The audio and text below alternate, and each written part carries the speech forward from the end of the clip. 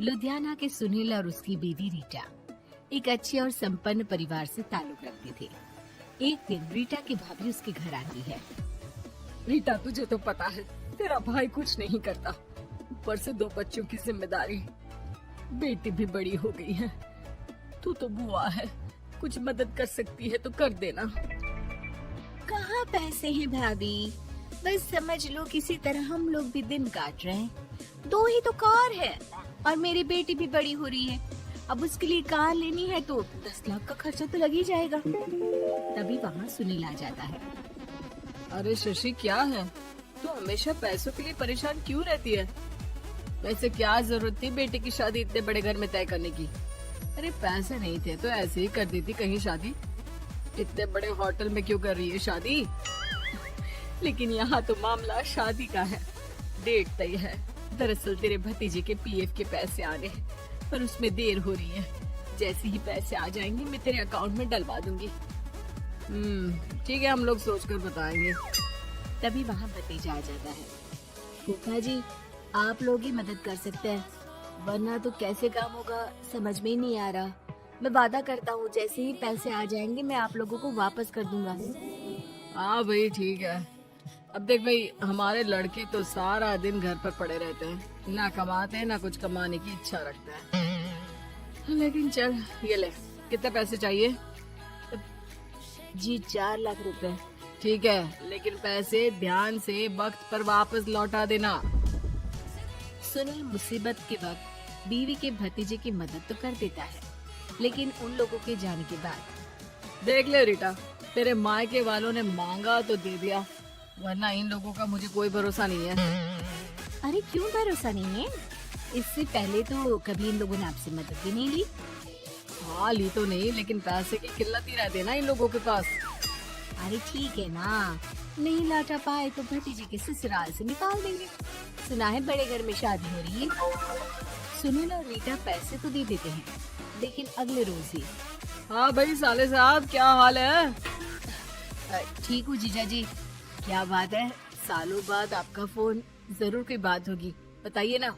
अरे वो तेरी बड़ी भाभी आई थी, बेटी की शादी कर रही है ना, तो पैसे लेने के लिए मैंने दे दिए 4 लाख। सोचा भाई किसी गरीब की बेटी की शादी हो रही है, पुण्य मिल जाएगा। अच्छा किया जीजा जी, उनका बेटा बहुत मेहनती है, जल्द ही लौटा भी देगा।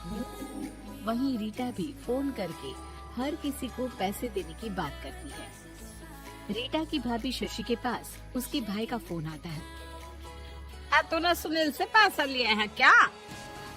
नहीं भाई, सिर्फ बात की है, बोल तो रहा है कि दे देगा। वो लोग मदद करने वालों में से नहीं है, और मदद कर भी दे लेकिन समाज में गा गा कर हालत बुरी कर देते हैं। अब गाने दीजिए ना भाई, मैं क्या कर सकती हूँ, मेरे पास कोई ऑप्शन भी तो नहीं है। बेटी की अगले हफ्ते शादी जो है। शशि की बेटी की शादी हो जाती है, लेकिन शादी के 1 महीने बाद ही सुनील का फोन भतीजे के पास आता है।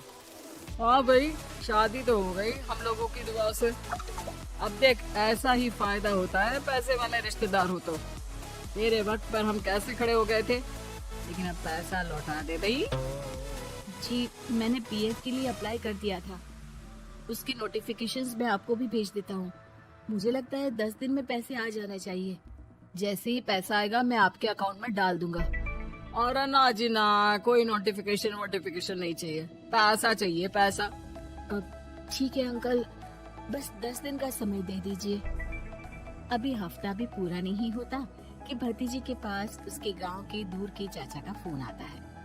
अरे बेटा, क्या बात है, सुनील के कोई पैसे ले रखे हैं तो दे क्यों नहीं देता? हाँ चाचा जी, बात तो हुई थी, 10 दिन का वक्त मांगा है, उम्मीद है हो ही जाएगा। अरे फोन कर रहा है, रोज बता रहा था कि बेटी की शादी में मदद की थी। अब क्या है ना, भले ही शादी 10 दिन रोक देते, लेकिन सुनील से मदद नहीं लेनी चाहिए थी। याद है ना, मधु की मदद करके कितना बदनाम कर दिया था उसने पूरे घर को सोसाइटी में। हाँ चाचा जी, मैं भी यही सोच रहा था कि उन लोगों से मदद नहीं लेनी चाहिए थी। कई लोगों के फोन आ चुके हैं। वही रीटा अपनी भाभी को फोन कर देती है। क्या है भाभी, कब पैसे लौटाओगी?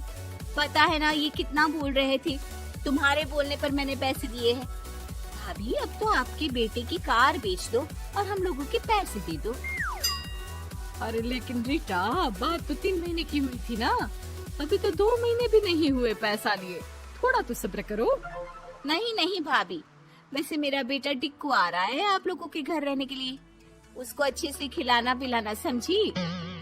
भाभी को समझ में नहीं आता कि वो क्या करे। वो बेटे से बात करती है। अरे माँ, इन लोगों से मदद लेकर सच में बहुत बड़ी गलती कर दी। मुझे खुद समझ में नहीं आता कि कैसे इन लोगों के पैसे जल्द से जल्द दे दूं। तभी डोरबेल बजती है और रीटा का बेटा टिक्कू घर में आता है। आओ बेटा, मामी के घर पहली बार आए हो रहने। आप पापा बोल रहे थे कि आप लोग पैसे का ब्याज तो दे नहीं पाओगे, तो तब तक मैं यहीं रह लूं। और हाँ, मैं एसी के बिना नहीं सो पाता। आप लोग अपना देख लेना और पैसे जल्दी लौटा देना, क्योंकि मैं थोड़ा जल्दी जाना चाहता हूँ। रीटा का फोन शशि के पास आता है। भाभी, पैसे कब तक दोगे? बेटी की विदाई के बाद शशि के घर का माहौल बिल्कुल बदल जाता है।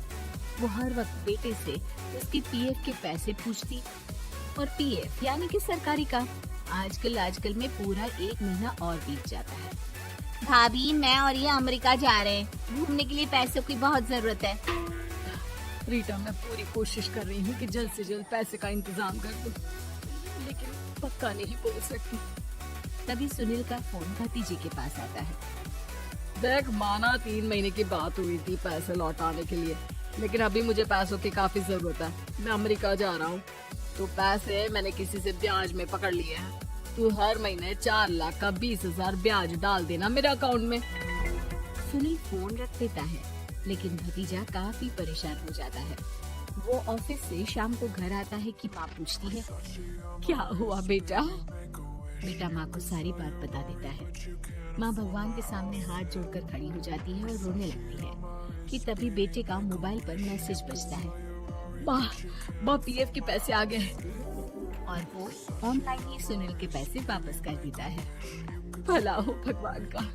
लेकिन आज एक बात तो समझ में आ गई, मदद हमेशा उन लोगों से लो जो मदद के बदले आपसे मदद में दी गई रकम ही वापस लें। कि समाज में आपकी इज्जत